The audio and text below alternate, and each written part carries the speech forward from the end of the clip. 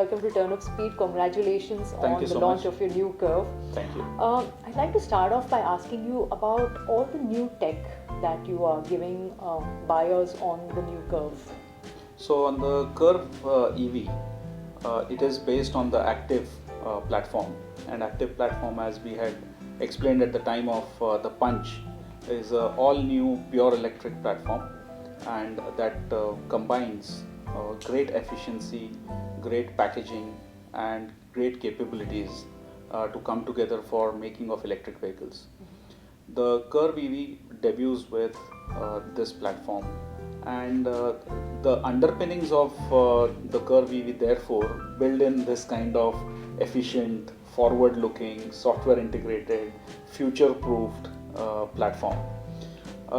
If you look at the various features that we have, I think the most redeeming feature of the car is the fact that it's got a beautiful streamlined profile, which for a 4.3 mid SUV kind of a vehicle, it has not been tested, or it has not been done in the Indian markets. Therefore that profile itself is very, very aspirational and very desirable. But the second thing is also that the tire sizes, which give it the stance and the positioning, are class leading. So we have 18-inch tires on the car, and that gives it such a beautiful stance. It's a very dynamic, poised kind of a stance. The third thing is the level of safety features on the car. So we've got more than 20 odd features for automated driver assist systems, and that means that we have safety not only for the occupants inside the car, but also for pedestrians and other road users, and that's a significant step ahead in terms of our safety pillar. But more importantly, then on the electric vehicle, we have the capability for a 45 as well as a 55 kilowatt hour battery. Now what that means, Rachna, is the 55 kilowatt hour battery gives us a P1 range of 585 kilometers, but that's not important. In real terms, it will still be able to give us a range of between 400 and 425 kilometers, and that's what we are saying basis all the data that we have assimilated. Our electric vehicles now have run for more than 4 billion kilometers, and we've synthesized this data. We've looked at all these data segments, and we've created a cycle which says how much are our customers going to achieve in terms of real life, and that real life estimation is factoring in between 400 to 425 kilometers. When you look at the kind of journeys that people undertake, the 400 to 425 kilometers is probably it covers most of the journeys that we would take. True. And if you would want to compare, what does it mean? For example, it means a Bombay to Surat without charge. It means a Bangalore to Chennai, or it means Delhi to Shimla, or it means Jaipur to Delhi. Right. So you have major segments between intercity travel within the country already covered without charge. Right. Now, but if you do need to make a charge, then we've also enabled a 1.2C fast charging, which means that in under 40 minutes, you could charge the battery from 10% to 80%. Now 40 minutes is probably what you would wait at a dhaba for a tea, a snack and a bio break kind of a thing. And there you go. So you get another 350 odd kilometers range right there.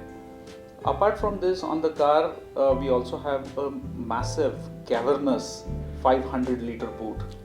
And because it is geometrically so symmetric and aligned, it can take in large pieces, odd pieces of luggage or of anything else, and I think it makes such a great utilitarian feature that it is unparalleled in this kind of segment. Which can also be operated with your foot. Which can also be operated with your foot for ease. So it's these bulky packages that can just easily go in. And therefore you have a complete package. You have great styling, you have a great dynamic silhouette, you have a combination of SUV coupe, which is not necessarily the boxed SUV that one would have, and you have great features, you have great ground clearance, you have great capabilities in terms of the driving range, so it's a full package. Great, okay. us a little bit about what's new on the Curve in terms of the battery as well as in terms of the motor. Right. So the motor has been in our library since the time that we did the Nexon. So if you remember, at the time that we did the Nexon last September, we had brought on a whole lot of improvements to our previous architecture, which meant that we had brought on the Generation 2 motor. It was a lighter motor and it had more power density, it had more torque density, and it was also a motor that was lesser in weight, more compact. The same motor has been deployed in this car also, but that motor has now been tweaked and tuned to deliver more power. So now we are delivering 123 kilowatt of power, which is equivalent to 167 horsepower. It also delivers 2500 Newton meter at the shaft, which is good enough to take care of most of the acceleration aspects. Right. When it comes to the battery, so long we have been using cylindrical cells. The Active EV is capable of going cell format agnostic, meaning we could use other formats of cells as well. And in order to package the required degree of battery capacity on this car, we've gone to a prismatic cell on the 55 kilowatt hour battery. Okay. Now these prismatic cells give us better packaging efficiency. Okay. They give us more volumetric utilization of the battery pack, and essentially it means that it makes the entire battery pack go to a bigger capacity without compromising on the footprint of the battery. Okay. And therefore we have the ability to not only have ground clearance, we haven't had to intrude into the ground clearance space, Right. but yet the battery capacities are higher. Great. Okay. Tell us a little bit about this new platform that you all have introduced. So the new platform that has been introduced is mostly on the ICE side, and that is the Atlas platform, which is essentially the way the structure has been designed, the way the length of the car has been optimized, the way the entire structural engineering has been done. And this is a modular and scalable platform that can support not only the existing car, which is the Curve, but also do additional products on the car depending upon the use case. The electric vehicle on the other side is a platform that's different. It's based on the Active EV architecture, Right. and depending on the mass of the car as well as the utilization of the battery space, the floor pans is completely different. Right. But the top hat has been fully integrated, whether it be a ICE platform or whether it be the electric platform. Okay. And therefore we have this as a flexibility available to us, where we do not need to compromise on either of the achievements. Right. And that's the ability that we have been able to create. Excellent. Talking about platforms, you are also going to be building more premium cars on the EMA architecture. Tell us a little bit about what we can expect on that. Okay. And especially considering the fact that it's an 800 volt platform, and Right. you're going from the Active.ev platform, which is like a 400 volt platform. So True. So what can we look forward to on that? So I'll tell you, we've had a 3-generation approach. Right. The first generation approach was mostly conversion, which was our older vehicles. The second generation approach is what we are doing today with the Active EV architecture, Right. which is still a 400 volt architecture.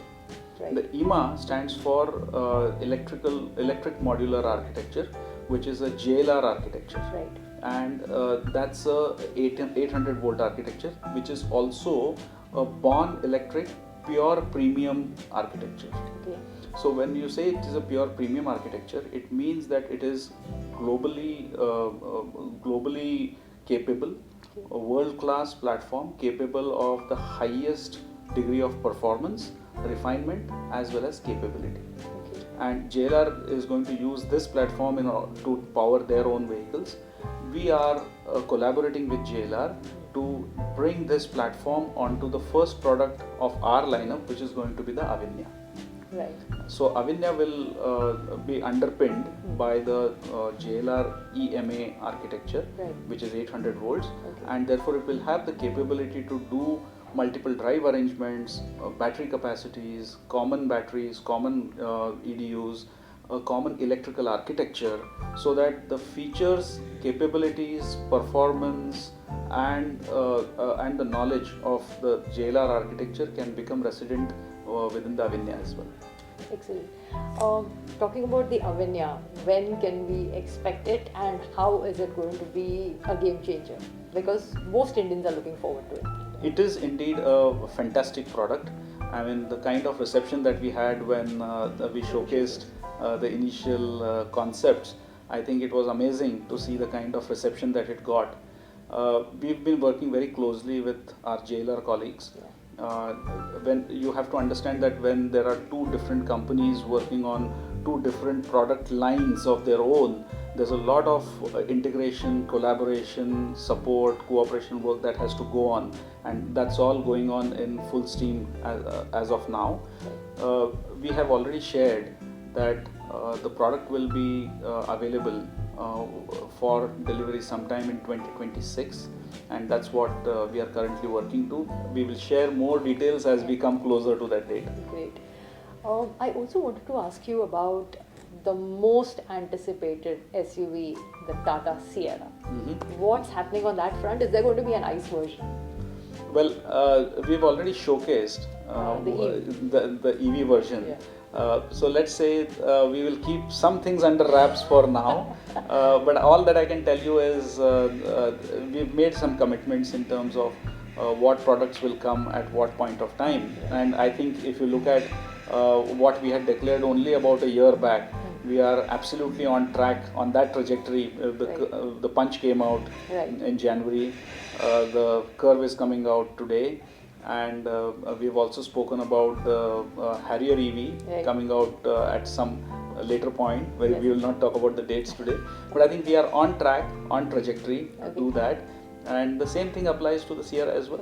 You know, when you all actually showcased it in the 2020 Auto Expo, nobody was expecting that, you know, when you take the wraps off. Brings back a lot of nostalgia because of the unique design. It's the unique design, and also the earlier Sierra had so much of passion and so much of love involved with it. So I think that's the love that the Indian consumers have showered us with. Right. And all that I would say is the trajectory remains. Okay, all right, okay. In terms of data gathering, what have been the learnings, you know, from your previous EV owners, and how has that helped you vis-a-vis the Curve?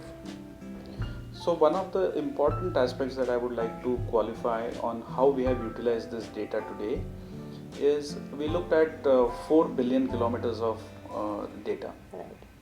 And we've tried to, so there is one part where we try and see whether the customers are doing exactly what they are supposed to do, or we can coach them, we can tell them, intervene. But on a macro level, on a more overall level, when we looked at all this data and we synthesized this information, we are now able to say how is it that the drive happens, how long do people drive, in what patterns do they drive, what kind of accelerations, what kind of decelerations do they have, how much do they stop when they are at traffic signals, so on and so forth. Now we can break down these drive segments and synthesize them back again to create drive cycles that are more representative of actual usage of the car.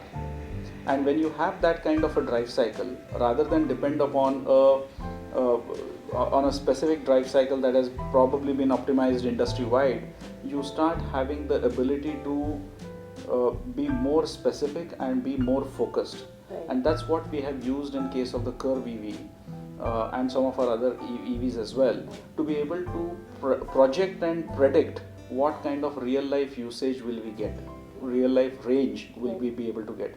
And that's enabled us to get the confidence that today we can say that users of the Curve.ev will achieve a range between 400 to 425 kilometers with a 55 kilowatt hour battery.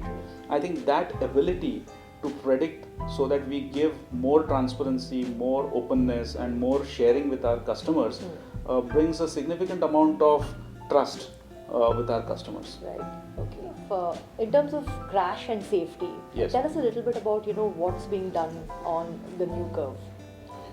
In terms of crash, uh, our pillar for safety has been a very strong pillar. Right. And even when crash requirements, I'm going back quite some time, but even when crash requirements were evolving, we were already testing for standards and protocols which were ahead of the regulatory requirements. Right. So safety is something that we take very, very seriously. The Curve comes with 6 airbags, Right. and it comes with crash zones, crumple zones, etc. But more importantly, from an active safety perspective, it comes with the ADAS 20 features on the ADAS which Yeah. help preventing the car from getting into situations of a crash. In that sense, it protects not only the occupants, but it also protects the other users of the road. Right. Having said that, we are also now starting to align ourselves with the BNCAP regulations. Right. If you recall, we were the first ones in the country to go to the GNCAP, and now that India has a regulation of its own, we are aligning to the BNCAP as well, and these cars are capable of achieving the highest criteria on the BNCAP as well. So you will be sending the Curve for the BNCAP. The cars have already been sent. Great. So thank you so much for talking Thank to you so Turn of much. Speed. Thank you so